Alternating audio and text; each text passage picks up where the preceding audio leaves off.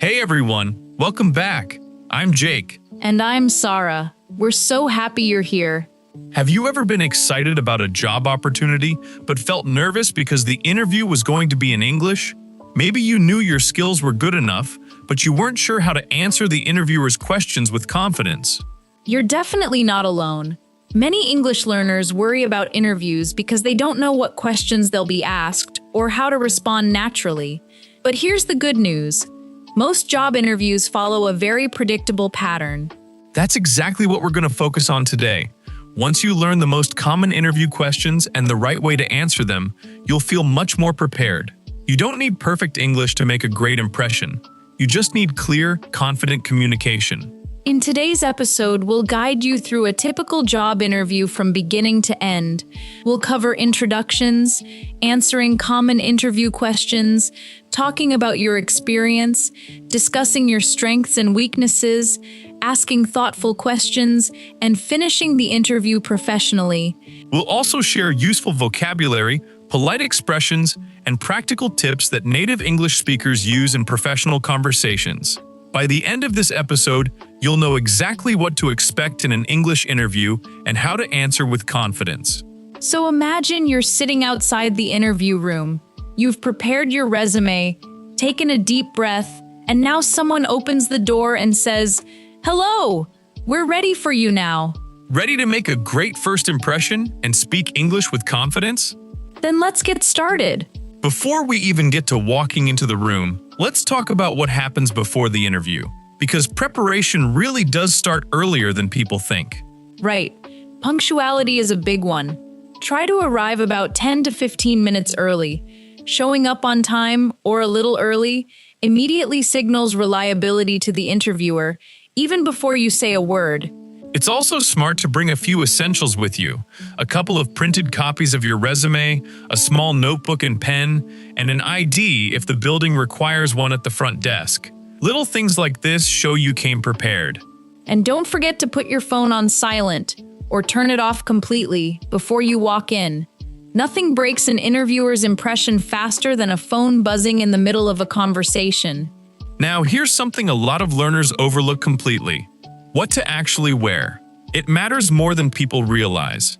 As a general rule, it's safer to dress slightly more formal than you think you need to. Business formal, like a blazer, a button-up shirt, or a simple, neat dress, works well for most office and corporate interviews. If the company has a more relaxed culture, like a startup or a creative agency, business casual might be more appropriate instead. Think neat trousers and a collared shirt rather than a full suit. When in doubt, it's always better to be slightly overdressed than underdressed. Whatever you choose, keep it simple, clean, and well-fitted. Avoid anything wrinkled, flashy, or overly casual, like jeans or sneakers, unless you're absolutely certain that fits the company culture. And grooming matters just as much. Neat hair, clean nails, and not too much perfume or cologne. All right, Sarah, let's imagine we've just been invited into the interview room. Believe it or not, the interview actually begins before the first question is asked. The way you walk in, greet the interviewer, and introduce yourself all create a first impression. A simple smile can make a surprisingly positive difference. That's so true. When you enter the room, the interviewer will probably greet you by saying, "Good morning," or "It's nice to meet you." A natural response would be, "Good morning, it's nice to meet you too." If they offer a handshake, return it with confidence and a smile. After you've taken your seat, the interviewer may start with a little small talk. They might ask, "How are you today?" Or, "Did you have any trouble finding the office?" These questions aren't part of the interview itself. They're simply a friendly way to help you relax and start the conversation naturally. Keeping your answers short and positive is usually the best approach. You could answer, "I'm doing well, thank you. How are you?" Or, "No, everything went smoothly. Thank you for asking." Remember, interviewers aren't looking for perfect English. They're looking for someone who can communicate clearly and comfortably. One question you'll almost always hear is, "Could you please introduce yourself?" or "Tell me a little about yourself." Many people think this is the hardest question, but it's actually a great opportunity to give a short summary of who you are. Instead of trying to memorize a long speech, Prepare a simple introduction that sounds natural.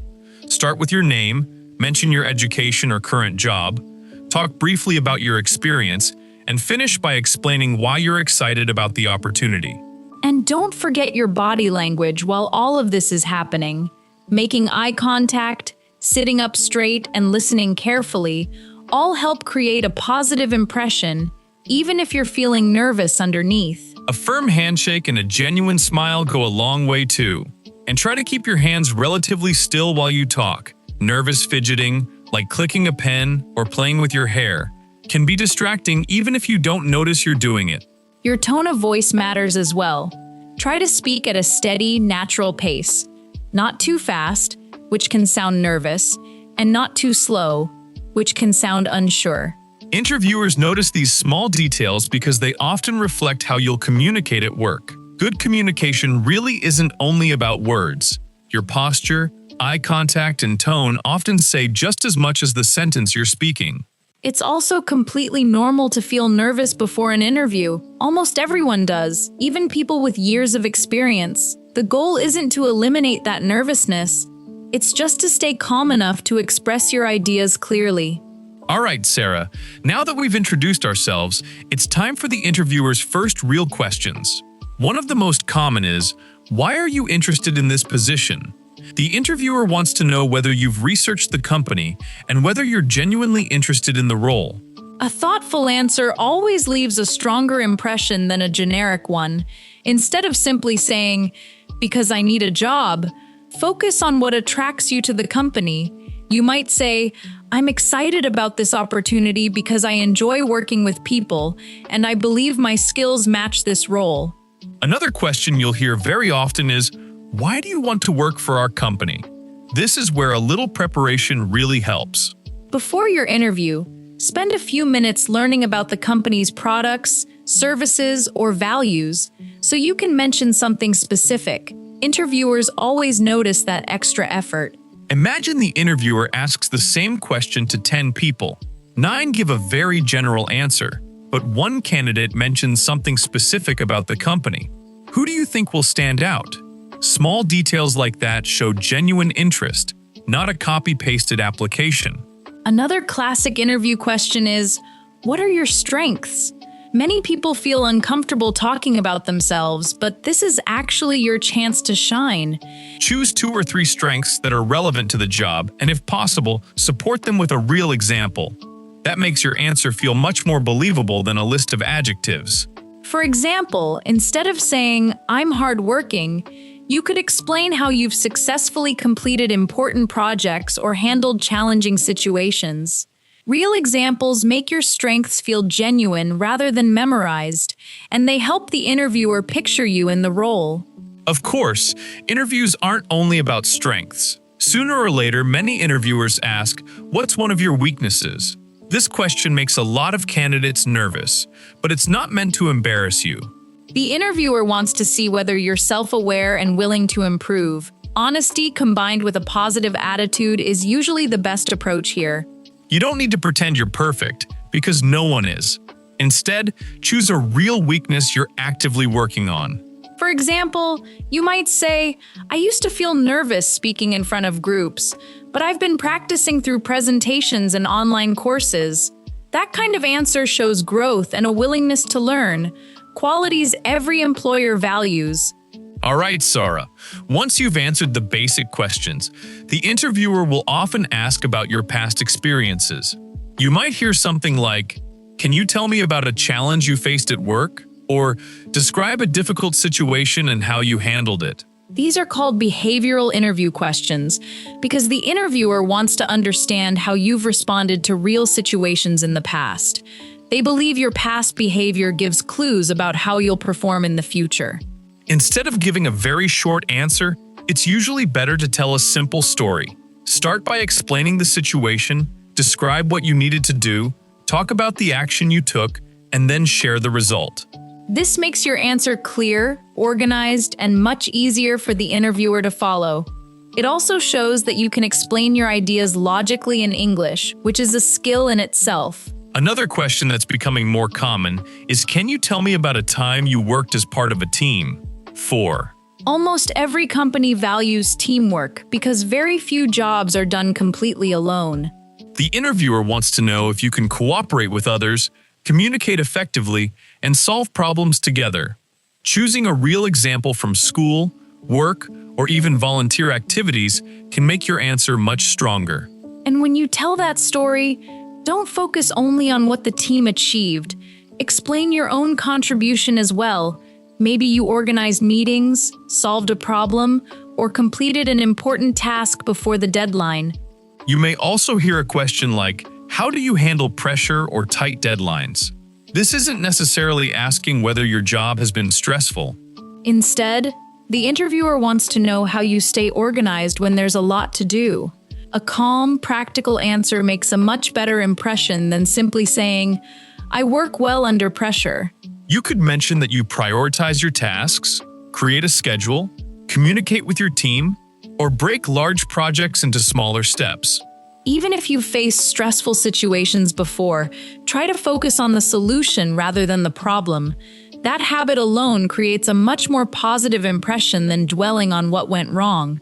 There's also a question that trips people up surprisingly often. Where do you see yourself in 5 years? Some people think there's a perfect answer, but that's not really the point. The interviewer wants to understand your career goals and whether you see yourself growing with the company. You don't have to predict your entire life perfectly. It's completely fine to say you'd like to develop new skills, take on more responsibility, and keep growing professionally. Showing a willingness to learn is often just as valuable as years of experience. All right, Sarah. By this point, you've answered many of the interviewer's questions, and the conversation is almost coming to an end. But before it finishes, you'll often hear, "Do you have any questions for us?" Surprisingly, many candidates simply say, "No, I don't." That's not necessarily wrong, but asking one or two thoughtful questions shows that you're genuinely interested in the role. You could ask something like, "What does a typical day in this position look like?"